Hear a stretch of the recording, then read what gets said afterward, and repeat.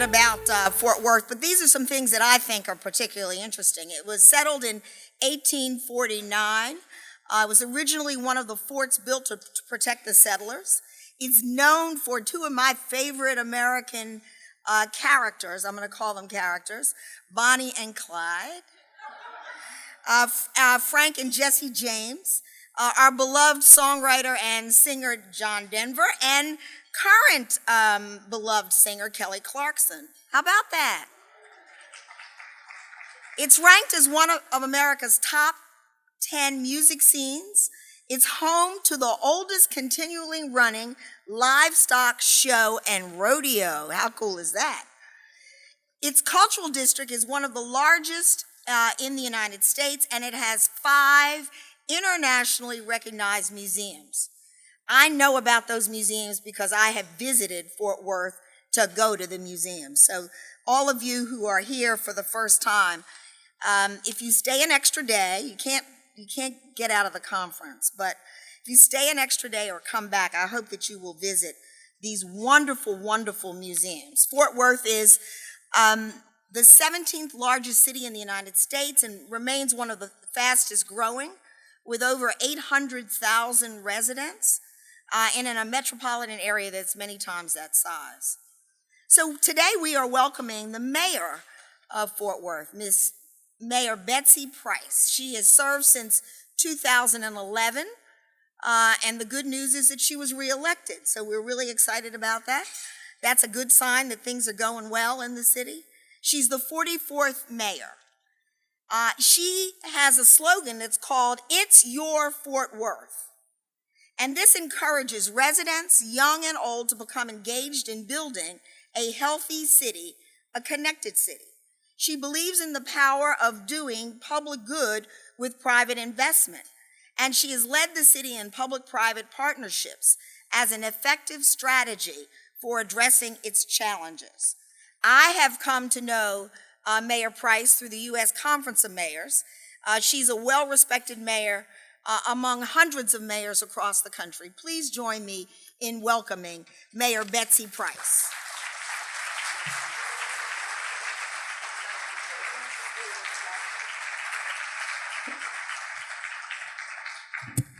Of course, you know, as mayor, you get to take a point of order. We are now the 16th largest city in the nation, past Charlotte up on the midterm count, so that's a nice thing to do. Shirley, thank you for that kind introduction. We're delighted to host you here. The one bit of trivia she didn't tell you about Fort Worth is that you happen to be sitting right smack dab in the middle of what used to be known as Hell's Half Acre. If any of you remember Butch Cassidy and the Sundance Kid, this was their hole-in-the-wall gang hideaway. This is where Miss Etta's place was, and this part of Fort Worth for a long, long time was not an area you would have been in, nor, and Larry's shaking his head, most of our downtown, and we've seen great renaissance in it, just as we're going to see in the areas that you're going to tour after a while, the Renaissance Square. It's an honor to be here with you to speak to so many professionals who are so dedicated to what you're doing, to making the places that you live better. You truly do fit the term that I use that Shirley mentioned. It's your Fort Worth. It's our country, it's your nation, it's your city. And each and every one of you are making that better on a daily basis. And I'm so pleased to see you here in Fort Worth. You said you'd been in Atlanta and Charlotte, is that what you said? And now you've come to the best place. And we couldn't be prouder to host you.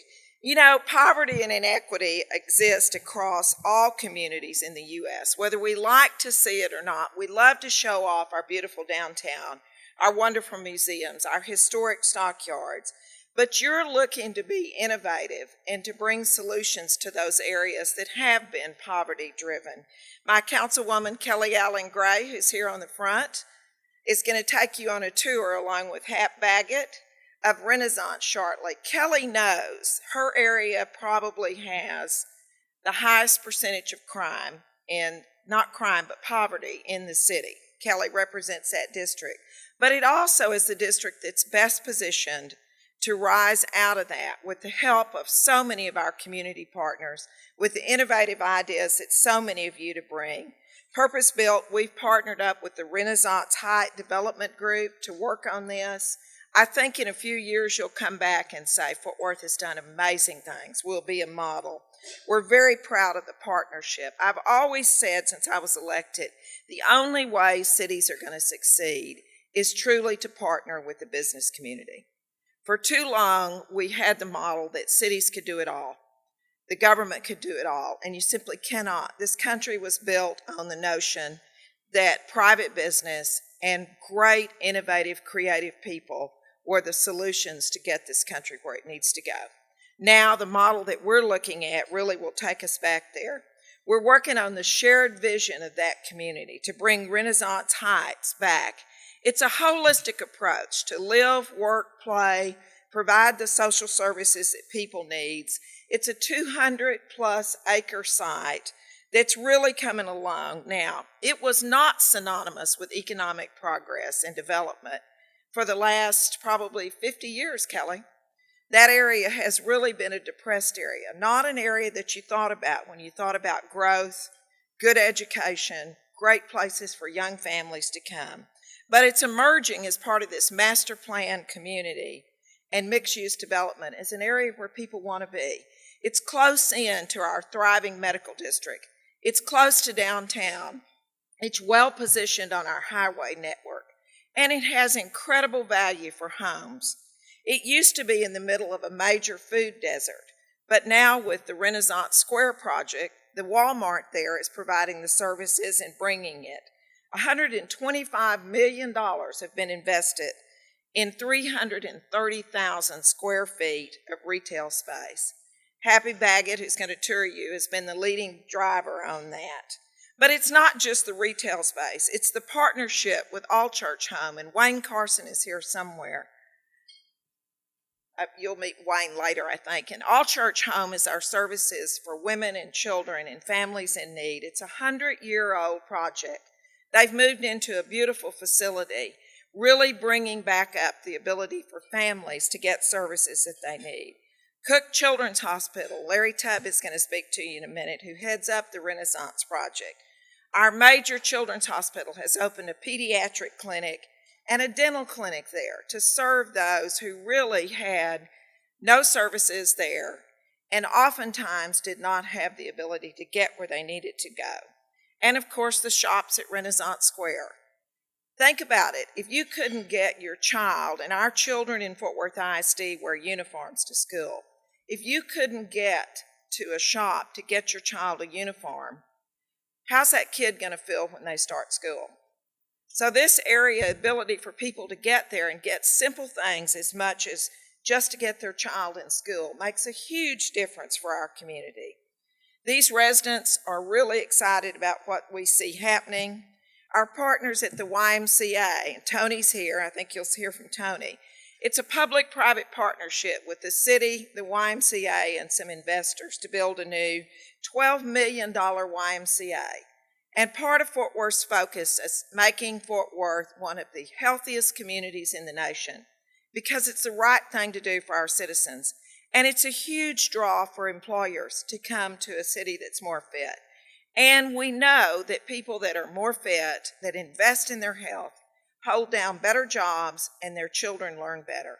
So the YMCA is focused on not just delivering services, but delivering the ability for people to get more fit. It's a great example of a partnership that we can use. We're going to make this a reality. Working together, Renaissance Heights is going to quarterback the entire region and get it moving forward. I can't tell you how excited I am about the chance for us to see this purpose-driven communities thrive. Fernando Costas, our assistant city manager, Fernando's right here. If you want to pick somebody's brain who's a real guru on planned communities, city planning, how to make a community come together, talk to Fernando. He's incredible. He's a wealth of information, and we couldn't do this without him. So thank you, Fernando, for driving this forward. We know that this effort will return great dividends for Fort Worth, and I hope that each of you will learn a little something when you have the chance to tour it and to see what's going on. I hope at this conference you'll have the ability to pick up how important public-private partnerships are, to let private industry drive this, for us to be behind the scenes helping them shape what we deliver in our communities. We're proud to host you in Fort Worth, and I hope while you're here that you'll take that extra day that Shirley mentioned, go and see the museums, go out to the stockyards too.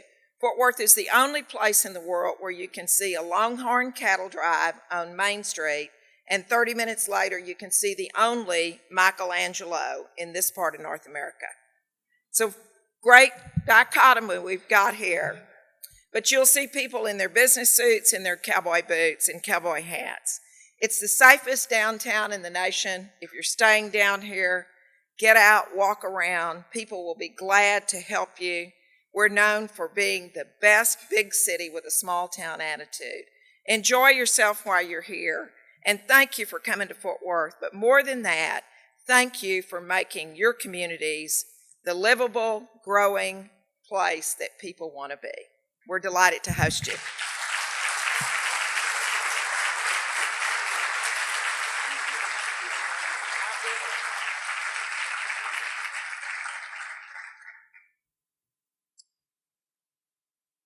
Well, we're really excited to be in Fort Worth and to be in Texas, one of the fastest growing states in the United States.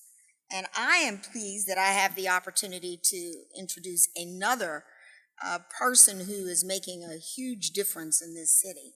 His name is Larry Taub. He has spent his entire career working to improve the health and welfare of children. He is Senior Vice President at Cook Children's, a pediatric healthcare system with more than 60 locations in Texas. He is the board chair of Renaissance Development Group, the community quarterback for Renaissance Heights United. My notes say that he is an incredible advocate, but I would add that he is also a credible advocate. And it helps when you're advocating to have that credibility because other people will then follow. His service to this community is long and broad and deep, and we are thrilled that he is here to talk to us today about his work at Renaissance Development Group for Renaissance Heights. Please welcome Larry Taub.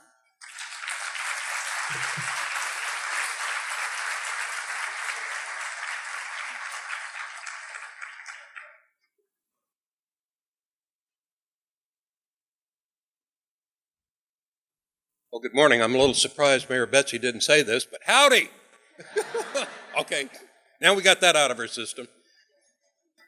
I have the absolute delightful honor to start telling you about a little bit about Renaissance Heights and their history and their background so that you have some context for what you're going to see on the bus tour and when we're at ACH Family Services.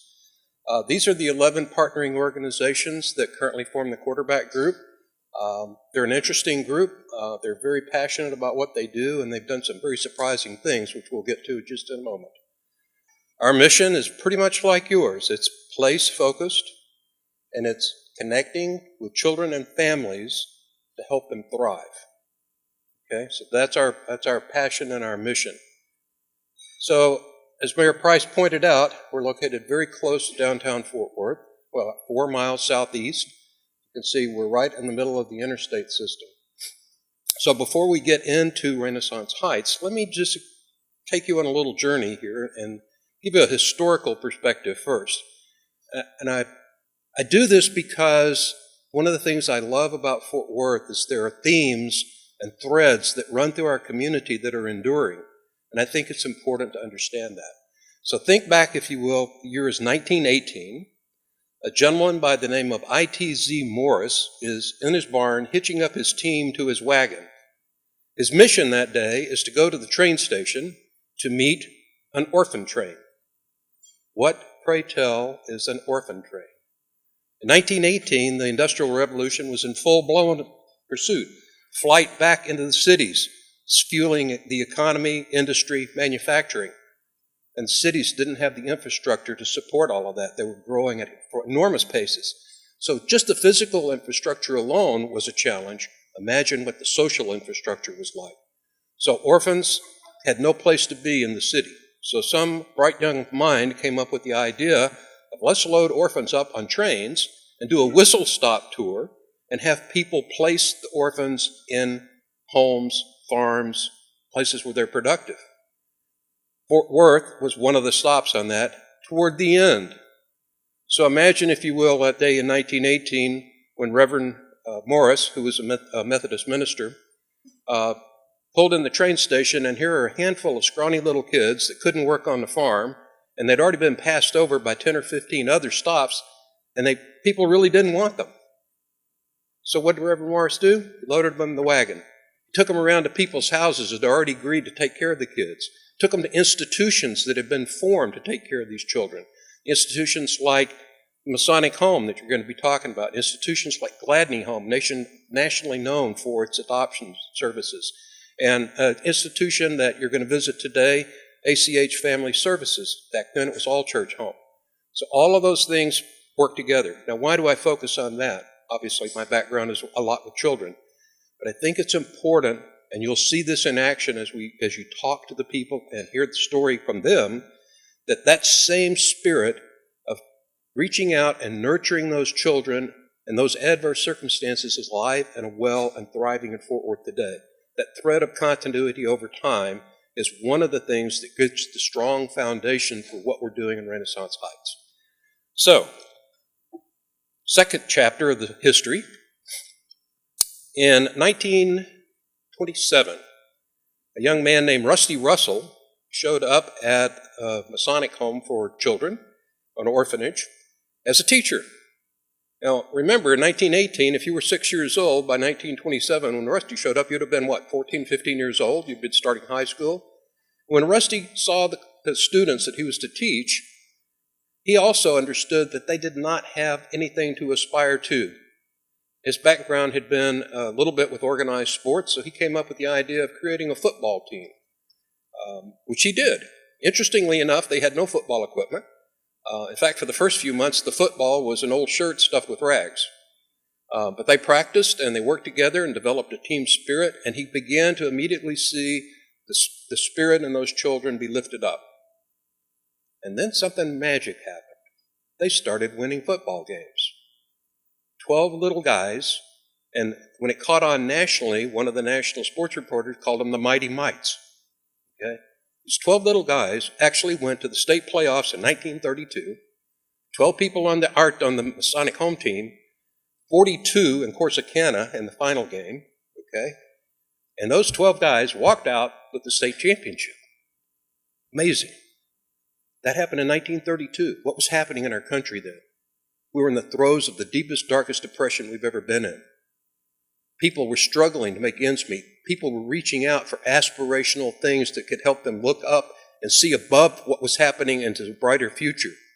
And those Mighty Mites gave just that kind of confidence. And I would tell you that same thread is still present in Fort Worth today, and it's present in Renaissance Heights. So, there's our boys. There was a wonderful book called The 12 Mighty Orphans. I would recommend you read it. I'm not a publisher, so I don't get a proceed for touting the book. But it's an amazing story of how Rusty Russell lifted up not only the boys and his school and our city, but also a nation in a time when we desperately needed it. And I think that's foundational to what we're doing in our communities today. So I'm going to tell the story. You can follow along with the numbers here. I'm pretty much caught up through winning the state division. The Masonic Home actually closed their facility in 2005. And isn't that interesting? We've gone to the point where we no longer institutionalize people because they're orphans. We have other ways of handling that, and we've learned how to do a much better job. Before I launch into the 2005 post thing, one thing I have to do, and this is a caveat to cover myself actually, I'm going to start naming names, and in doing that, I run the risk of leaving people out. Okay. So just to be in the interest of transparency, the people that I don't mention, you need to understand this isn't an effort by any 1 or 20 individuals. This is an effort of the community. It involved the city government. It involved the county government. It involved the zoning commission. It involved the financing groups in the community. It involved the economic development groups in the community. As I think back now, I can't think of any group that wasn't touched in some way, shape, form, or fashion. The community was involved. Hundreds, literally hundreds of meetings with the community before anything was ever done there. So I don't want to be guilty of the sin of omission, so I just included everybody in the known universe, okay? All right, so in 2005, they closed the site and put it up for sale. Our then current mayor, Mike Moncrief, had a vision that he did not want to see this 200 acres, actually almost totally undeveloped, parceled up and chopped up into little pieces and meted out. He wanted to see something happen that used all 200 acres. He contacted Hap Baggett. Hap put together a group of investors, and they began the process of trying to figure out how to make this a unified vision. ACH, which is a site we'll stop at and spend some time and hear some speakers there, is actually moved into that area and do very similar types of work, but in very different and very special ways, which we'll learn about. 2007, the area was rezoned for tax increment financing and neighborhood empowerment.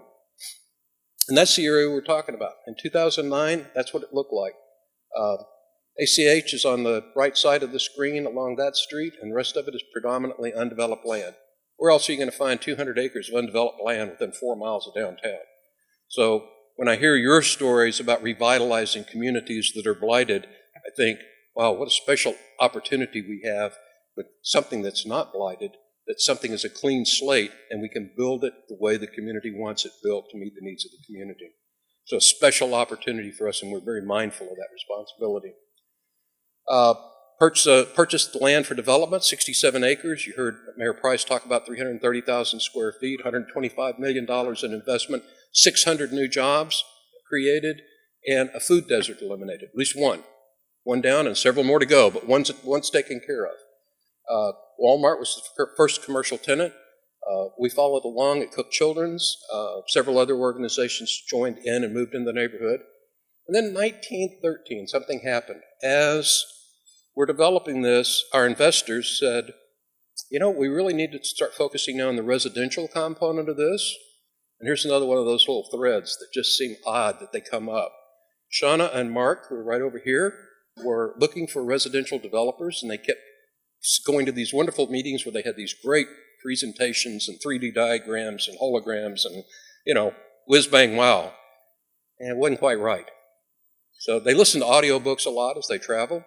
They happened to be listening to a book by a gentleman that we'll hear tomorrow, Mr. Tom Brokaw. And the book is The Time of Our Lives, The American Conversation. There's a section in there that talks about Eastlake and purpose-built communities. Within a week, they had reached out to Shirley with an email, and we have been partners with them at one level or another since that day in 2013. That's when I got involved, actually. I didn't know any of this was going on until 2013 when the purpose-built community folks said, let's get the groups together and start having this conversation. And that's when I encountered these great partners. UNT Health Science Center has a mobile clinic. YMCA is developing land out there. Our clinic site. And then we formed our quarterback group in 2014. We're still working on our 501c3 accreditation, our license. Mighty Uplift Mighty, Uplift Education is on the property, and tying it back to the original story I started with, guess what street they're on? Mighty Might Way. So that is our heritage, that is the legacy which we have to live up to. And then, feather in our cap, you guys decided to come here, and we're very honored that you're here and welcome you. You'll find Fort Worth is one of the most welcoming places in the world. So what's coming up? Well, just 2 or 3 weeks ago, we learned that we had our tax incentive approved.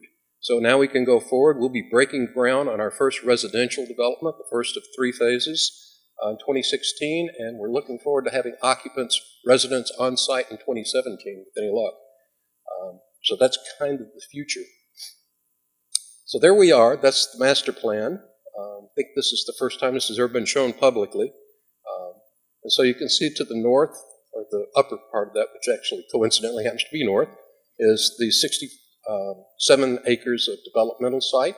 And then you can see ACH is to the right in the red. And then the next developmental site is in the center of that. and then that's residential housing, then we'll build senior housing, and then there's another residential housing. So we really believe in this whole concept of threads and solidarity and communityness. It's something that has been quite amazing to me as these partners have come together. In 2013, when ACH sat down at the table with Uplift, two individuals said, well, we need this, and the other person said, I've got this. And so now for 2 years, there's been an ongoing working relationship between ACH and Uplift to provide services to each other. Last evening at our reception, I learned that my organization, we're fairly large, and so sometimes I learn about our organization in weird ways. But our organization has just agreed to be the medical home for the children at ACH, and so we'll be providing that service. So this is a group of partners that have come together to do special things and enrich everyone's lives, including our own, frankly. I'll conclude, I've got plenty of time, I'll conclude with a question that I often get asked, and so I'll try to explain it as best I can. People wonder, well, why would a children's hospital be involved in this? What sense does that make? Don't you have something else you need to be doing? The answer is yeah, probably, but in 2005, we made a commitment to try what we think is a grand experiment.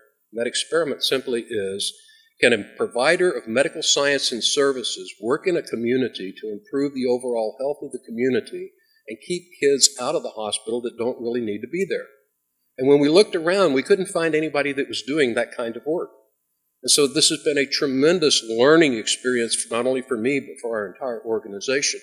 And of course, we've had lots of lessons learned in that. Lessons like, we can't do this by ourselves. Nobody's got enough money to solve these issues. How do we work together? We have to do it collaboratively. How do you form collaborations when nobody's collaborating? There's lots and lots and lots of stuff that we've learned.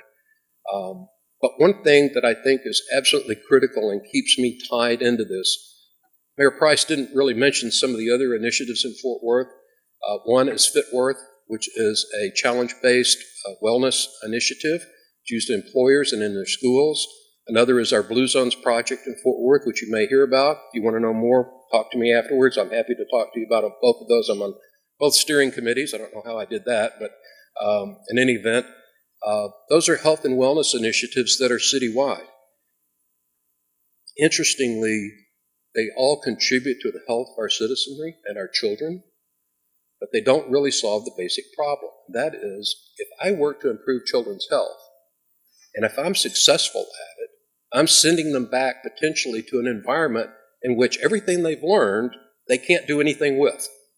It does no good to educate someone about making healthier choices if they don't have those healthier options available. And so citywide programs are very helpful. They have a lot to do for them, but it's still not about a specific place. Carl Pointer, our community expert, will tell you all of these communities are totally different and unique. One of the things I discovered is community is really a fragile word because it depends on the context. I live in a community. I work in a different community. I worship in a third community. When my kids were playing youth soccer, I was part of the youth soccer community. So all the communities are always flowing and flexing and changing. And it's really important that we work in the individual basis of community. So now that I've found this great blank slate where we're actually developing things like walkable ways, bikeways, common space, pocket parks. One of the areas has actually got an orchard and community garden space architected in. We're actually about the business of creating the environment which children can go back to. Final thing. Jocelyn Elders, who is a former Surgeon General, Dr. Jocelyn Elders, she's a pediatric endocrinologist. I had the joy of working with her for a number of years at Arkansas Children's. As Surgeon General, she made the observation that you cannot educate an unhealthy child. A child sitting in classroom with dental pain is not paying attention. But also, equally true, is you can't keep a child healthy who's uneducated. So health, wellness, and education are in lockstep. And what better place to do it than in an environment that's created for what purpose-built stands for? Health and wellness, cradle to college, multi-income, residential community. So that's an awesome combination, and that's why I'm on board with this. With that, thank you very much, and enjoy your visit.